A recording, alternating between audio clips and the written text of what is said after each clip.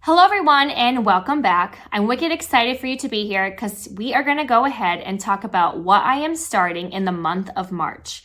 Hi, my name is Kristy and I am located in Massachusetts with a zone of 6A and an average last frost date of May 15th. So we're going to go ahead and start seed starting anything that needs from 6 to 10 weeks of indoor seed starting time. I have everything actually separated by which weekend I plan on planting these indoors because let's face it, I work full time, 40 hours a week teaching, and I have 2 kids at home. So for me, it's basically impossible to go ahead and seed start during the week unless I stay up late and go ahead and do that after the kids are asleep. So I always plan on doing things on the weekend. So seed starting time can vary. I kind of just went ahead and saw what was closer to which weekend, and that is how I separated them out. Now, if you want to see how I determined when I should be starting seeds indoors, I use the app, the Planter app, and it basically just breaks everything down for me. I have the paid version, but there's actually a free version that does include the calendar. All you have to do is plug in your zip code and it basically does everything for you. I just go ahead, search which kind of flower, fruit, or vegetable that I plan on seed starting, and then I just scroll down and it tells me when I should start it indoors, when I should transfer it outside, or when I should go ahead and just direct sow. So if you're interested in finding an easier way to see when you should be seed starting, definitely check out that Planter app. Now you can always just go ahead and look at the back of the seed packet and grab a calendar. So if you find your average last frost date, which you can just do a quick Google search because that is actually what is important, is knowing when your last frost date is. You can go ahead and look up what your zone is, but that is basically just going to go ahead and tell you how hardy your plant is. I like to mention that before I start the video because if you do have a hardiness zone like I do, it's very important for your perennials, and I am going to be seed starting a lot of perennials this year. Basically, it just lets you know if your plant can tolerate the cold weather or how warm it gets and will come back up every single year. But definitely make sure you know when your last frost date is. So again, mine is going to be on May 15th. So if your average last frost date is May 15th, then basically our seed starting can kind of line up around the same time. And if not, just go ahead and, move it a little bit forward or backwards depending on how close you are to mine. Now, once you know your last frost date, you can go ahead and also check the back of your seed packets and then just count backwards from there. So if May 15th, if it needs to be started from 6 to 8 weeks earlier, I just could count about 6 to 8 weeks and just use any of those weekends that works for me. So again, I'm gonna go ahead and tell you what I am planting each weekend, but it's just something that works best for me. I could be starting these maybe a little bit earlier or a little bit later, but I try and make sure that I can space them out so I'm not overwhelmed, and that way also my heat mat isn't taken up with a million plants. I know my seed mat is going to be stressed out a little bit because I have so many annuals that I'm going to actually be starting along with a few perennials. Some of these perennials I started a little bit earlier. I just really want a good root system. That way, hopefully I can kind of try and force out a bloom on the first year, while some of them do say that blooms won't happen until the second year because they're just really establishing the root system. So if I can give them a little bit of a jump start, fingers crossed, we can get some flowers in that first year. Now, for me to stay organized, I basically just went through what I have on file of what I should start in March. And then I just kind of separated them into baggies and wrote what weekend I should go ahead. So this is March 1st. So basically March 1st and 2nd, my goal is to try go ahead and get some of these seeds planted and so on. I have March 8th, March 15th, March 22nd, and March 28th. And then I also do have some winter sowing that I'm going to be doing in the month of March as well. So I have a little baggie for that. Hopefully I can try and get that towards the middle of March, especially for those annuals that don't like the cold. I'm going to try and push them back a little bit. So let's go ahead and see what we have for March 1st. All right, so this weekend, I am really focusing on some herbs. Actually, I want to say everything is an herb. So I definitely am going to go ahead and start some parsley. I have parsley from Burpee, and then I do have some from seed swapping as well. I plan on getting my basil going. So basil, I think I could even wait a week or two if I don't have time, but I really want to get some good, healthy plants out. Again, I'm going to say it over and over. I feel like those stinking slugs, I have to just try and get some good starts out there because they were all over my basil last year. We were picking them off left and right. So I want them to have a good jump start. So I do have some basil to go with my parsley. I also have some basil as well that I got from the free heirloom seeds. So I have some from M.I. Gardener, some from Burpee, and then I have some from the free heirloom seeds. I plan on starting actually a lot of them. I would like to give out some to my fellow colleagues as well. And then I also plan on going ahead and planting some lemon bee balm. I actually have a lot of my bee balm with my winter sowing, but I found a packet that I actually didn't get going yet. So I'm going to go ahead and start some of those inside. So again, this first weekend, it's all about the herbs. If you have oregano or thyme, you can go ahead and start that as well. I actually just have some that I had from last year. So I'm just going to leave that and hope that it comes back up because oregano is also a perennial. All right, now we're moving on to March 8th. So that will be the second weekend in March. And I have a lot of seeds that I'm going to go ahead and seed start indoors. And I actually am still waiting on some packets to come in the mail. So I really hope they'll come in on time. One of them is going to be my salvia. So I have annual salvia and I actually ordered some perennials.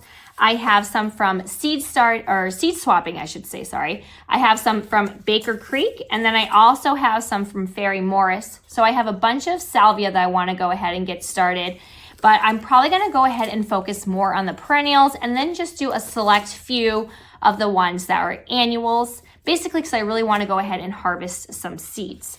Now, I cannot tell you enough how much this next annual flower I love. I should have brought it up here, but I have some Gumfrina.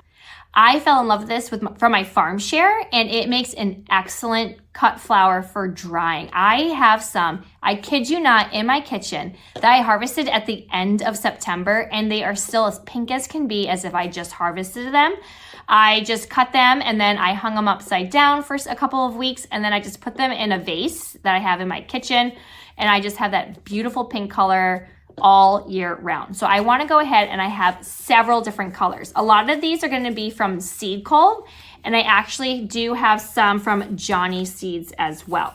So I have the Purple Globe from Seed Cult. They have a cream.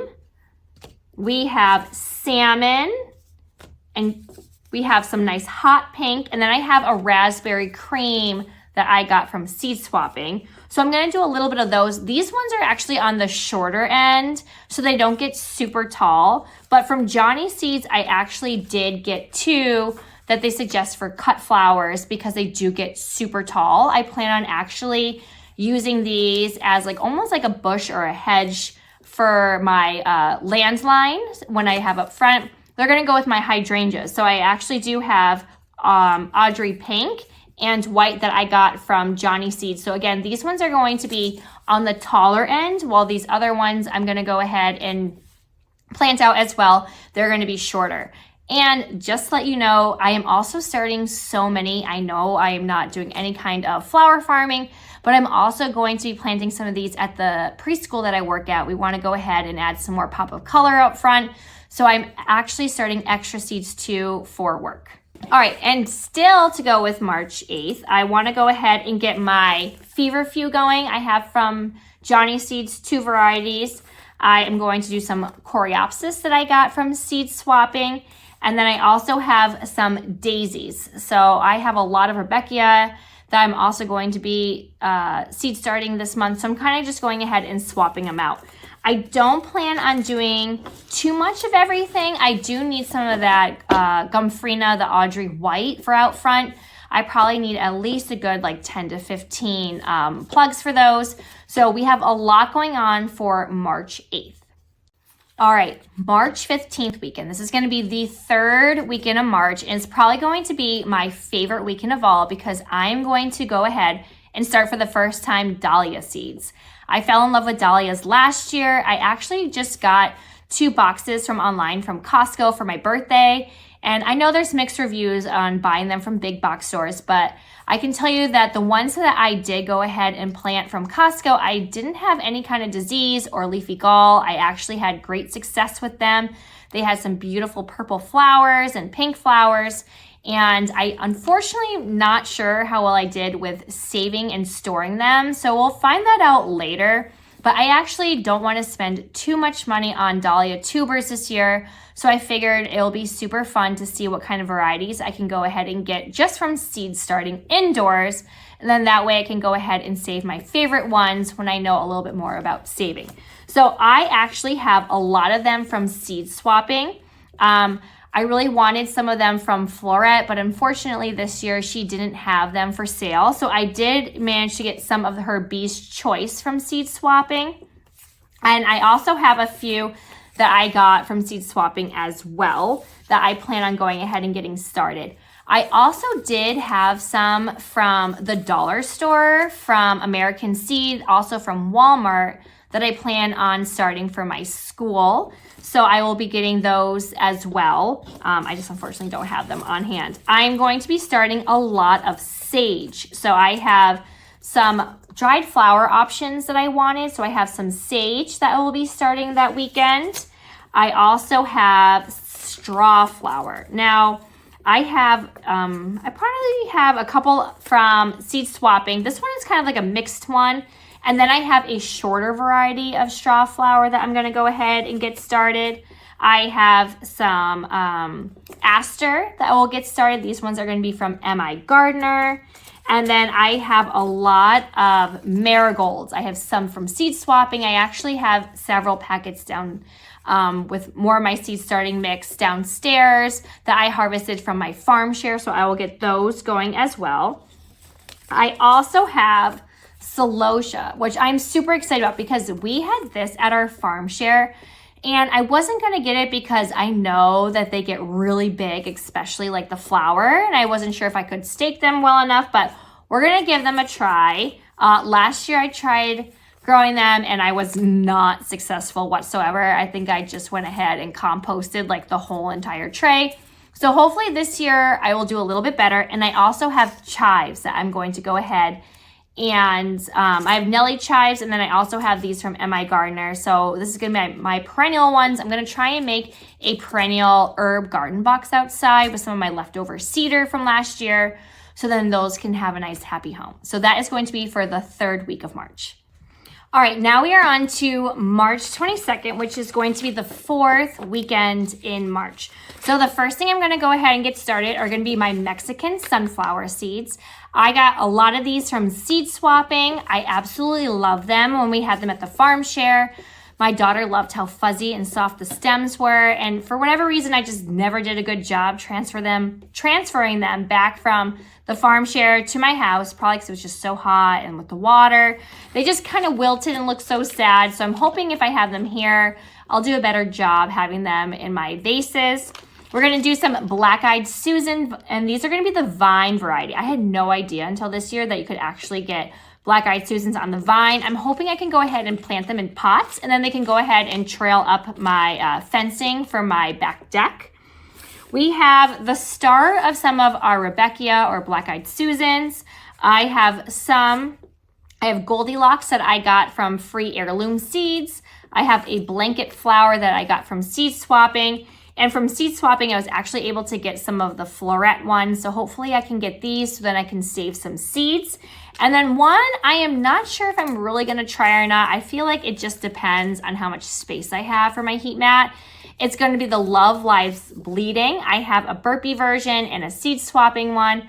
They are beautiful. What am I going to do with it? I have no idea. I just kind of want to see some trial and error, but I do know that you have to go ahead and support these as they get super heavy. So that is something that I have on the back burner, but I do have it in my little baggie just in case if I decide to go ahead and do it. All right, and then my last weekend in March. So March, as you can see, is super busy. I have a lot to go ahead and get seed started. And that doesn't even include April when I want to get all of my zinnias going. So We have basically straw flower. I kind of broke some up over here. And then I have a lot of Rebeckias. From Free Heirloom Seeds, I have some silvery rose straw flower and white straw flower.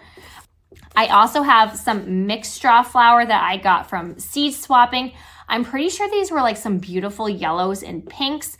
And I actually asked for a double batch of them because I just loved the photos that she used to go ahead and get some extra of those. And then I have more Rebeckia. So I have Goldstrum, Summerina Rebeckia, and then Cherry Brand. And then I also have my Farm Share Black Eyed Susans. Now these right here, I plan on doing a whole sea of yellow Rebeckia on the side of my house. I kind of just want this like show-stopping moment. And I loved putting these in vases. They lasted a long time. So I have a bunch that I had from saving from my farm share. So I kind of want to go ahead and create that same sea of yellow that they created at the farm share in their cut flower garden at my own house. So that is going to be everything I am seed starting indoors. We're going to go ahead in a minute and talk about what I'm going to put in for my winter sowing. All right, and last up we have what I'm going to be adding to my winter sowing milk jugs. I don't plan on starting any vegetables, maybe some herbs, I'm not quite sure yet, but I definitely have some flowers that I want to go ahead and give a whirl. So we have lime hydrangea seeds. Now I had no idea, and I'm kind of skeptical about starting these from seeds, but you know what? I figured I'm going to go ahead and just put them in a milk carton and see if they germinate. So this is going to be a fun experiment for the lime hydrangeas. I just absolutely love hydrangeas. I spent a ton of money at the end of the year going to Home Depot and buying them when they were on sale, and we create a wall of them. So I really want some more. I have some African daisies that I got from Free Heirloom Seeds. I have also painted daisies and giant Gerber daisies as well. These are going to be from Seed Cult, so I'm going to go ahead and get those started outdoors. Some more daisies. I have two versions of English daisies. They are perennials, so I try starting a lot of my perennials outside with the milk jugs and winter sowing. So I'm going to get these in the milk jugs as well. I just got them this weekend, so I probably should get a move on those. I'm going to go ahead and do some Chinese forget-me-nots out for seed starting. And I know I wasn't going to go ahead and plant these. They're not actually for me. They're for my coworker. So I do have some lupin and some larkspur. So I'm going to get those in hopefully as well this weekend or next weekend, as these are annuals. So that is a wrap. That is everything I plan on seed starting in March. So if you have an average last frost date of May 15th or somewhere around there, I hope this was helpful. I kind of broke it down again as 2 weekends. This is really the only time I honestly have for seed starting is when my little one is napping. Madeline usually comes and hangs out up here, helps me water everything, and then just chills for a little bit while I go ahead and get seed starting going. I hope that was helpful, and if you do want to go ahead and see my videos I'm going to try and do a breakdown, either for a weekend, I'll just try and do maybe 2 or 3, or just have one at a time. If you find that helpful, let me know in the comments. Do you prefer everything just spaced out one at a time, or would you like something that has multiple seed starting for flowers all at once? Just go ahead and click that like and subscribe and that bell button so that way you know and are in tuned when I do go ahead and get those videos up. Again, thank you so much for hanging out with me, and I hope you found this helpful, and I'll see you next time. Bye.